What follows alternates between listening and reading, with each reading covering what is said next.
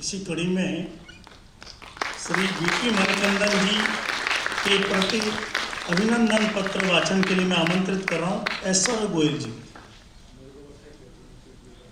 जो समाज हित, राष्ट्र हित होता है बलिदान, उसको मिलता परम सुख, मान और सम्मान। परम आदरणीय अपने पूर्वजों की श्रेष्ठ परंपराओं, रीति रिवाजों, संस्कृति का पालन करते हुए समाजोत्थान एवं जन कल्याण के लिए सेवा कार्य में जो निरंतर गतिमान रहकर बहुजन हिताय, बहुजन सुखाय की बात करता हो, ऐसे महान व्यक्तित्व का सम्मान करना एक उत्तम कार्य है। इस उत्तम कार्य में अग्रसर भाऊराव देवरस सेवान्यास के हम सभी तिरु वीपी मणिकंदन का सम्मान करते हुए हर्ष का अनुभव कर रहे हैं।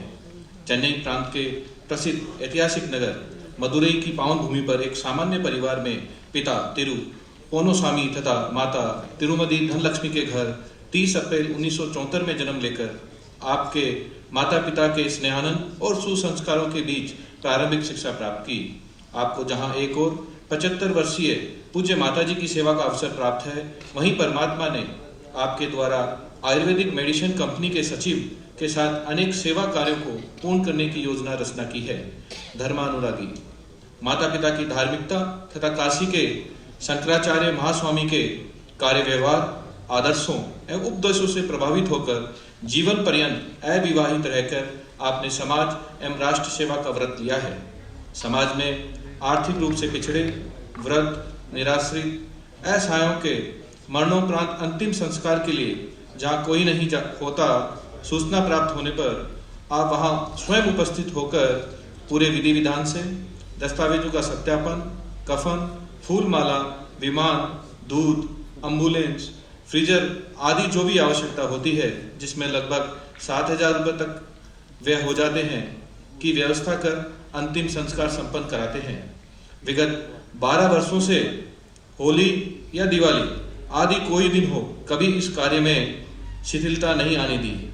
इतना ही नहीं, परीक्षा में अच्छे अंक पाने वाले अभावग्रस्त गरीब विद्यार्थियों के लिए भी आवश्यक शैक्षिक सामग्रियों की व्यवस्था, अस्पतालों में रोगियों, कैंसर पीड़ितों, ओल्ड एज होम तथा कई रैन बसेरों में भोजन आदि पहुंचाने, गर्भवती जरूरतमंदों के लिए पेड, दस्ताने, डेटॉल और रक्त की व्यवस्था, 3 माह में एक बार स्वयं रक्तदान, बाढ़ आदि आपदा के समय अन्न सेवा, कोविड के दौरान सेवा भारती सामुदायिक रसोई में चावल एवं खाद्य सामग्री की थैलियां पहुंचाने के कार्य में आप सदैव तत्पर रहते हैं। इन सभी कार्यों के पीछे अपनी पूज्य माताजी एवं शंकराचार्य स्वामी जी के आशीर्वाद और कृपा को ही श्रेय देकर आप अपनी निराभिमानता का परिचय देते हैं।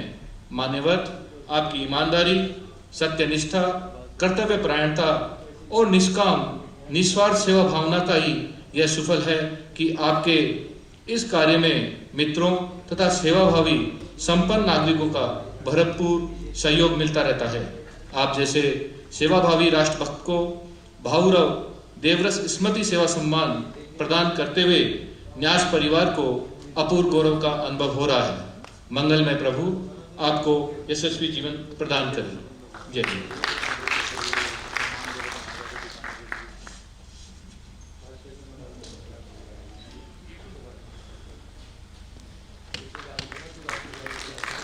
द्वितीय सम्मान Shri BP Manikandan ji.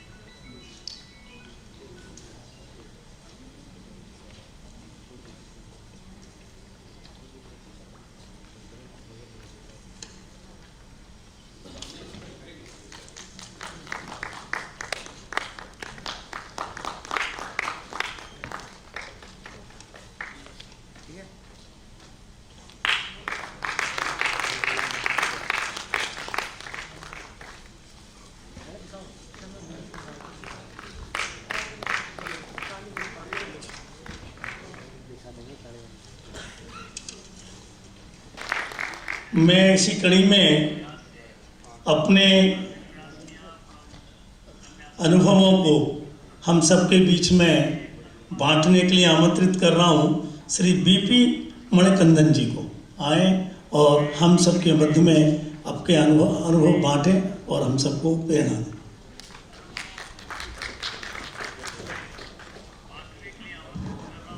Good evening to all. First of all, I thank all of this Seva committee for honoring me. I thank all the organizers. I wholeheartedly touch the lotus feet of all the seniors, all the elders, and my mother who is in Madurai. With her blessings only, I am able to come to this stage. She never object me in doing this charity work. Right from 2012, I am doing this final rites for all old age homes, hospice centers, HIV passed away Atmas, and all TB inmates, elders. The thing is that the blessings of Kanji Mahaperiyava, which always I used to remember, with this great holiness and his blessings only, I am able to do this small seva. Nothing to take when we depart from this material world. That's the thing which I see in every incident. Number of old age homes have risen and number of children's homes have come, it's shrinking in this society. Whenever I visit a old age home on festival days or other days, the first and the question which hurts me a lot is whether you will come and do me for the funeral. That shouldn't happen in our society. Ours is a society which care for our mothers, fathers, elders. Slowly, the number of homes, old age homes is increasing day by day, and the children homes are coming slowly.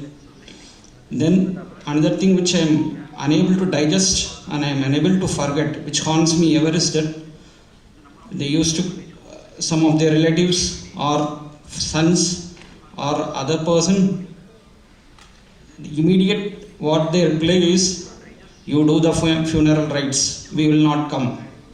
Please share your bank account number with the IFSC. I clearly tell to them, I don't need any money. Just you come and do the final rites for your father or mother. Spend a few minutes, spend a few hours, come on the next day, pour the milk, bury the ashes in the holy river. But still people are not willing to come. It's happening increasing day by day. Other thing is, during the COVID time, which it affects me more, was that the voice message and the concurrence message. Even they are residing in nearby locality or nearby the streets, they hesitate to come. Sir, you please do the final rites. COVID time, we won't come. This thing should not happen. I always request everyone to take care of their elders, to take care of their senior citizens, because our country population is aging. We'll be reaching more number of aged persons in future. So right from childhood, we should tell our children that we should take care of all. Once again, I thank all of you for giving this opportunity and honoring me. Thank you very much.